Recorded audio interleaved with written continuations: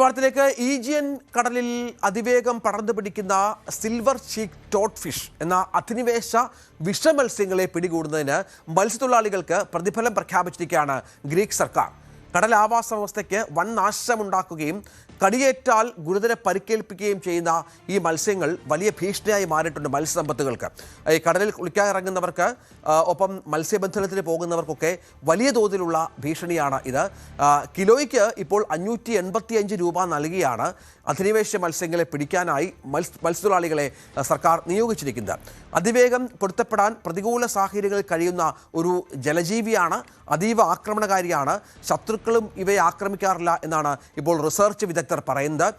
മത്സ്യത്തൊഴിലാളികളുടെ വലകൾ ഇവർ കീറിമുറിക്കും, മീനുകളെ കൊന്നു തിന്നുകയും ചെയ്യുന്ന വില്ലൻ മത്സ്യം എന്നാണ് ഇവ അറിയപ്പെടുന്നത്.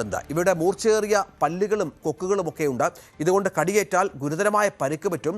ഒപ്പം അതിവേഗത്തിൽ വംശവർദ്ധന നടത്തുകയും ചെയ്യുന്ന വിഷ കൂടി അടങ്ങിയ മത്സ്യങ്ങളാണ് ഇവ എന്നാണ് ഏറ്റവും പ്രധാനപ്പെട്ട ഒന്ന്. ഇവയെ പൂർണ്ണമായും ഇല്ലാതാക്കുക എന്നാണ് ഇപ്പോൾ സർക്കാർ ലക്ഷ്യം വെക്കുന്നത്.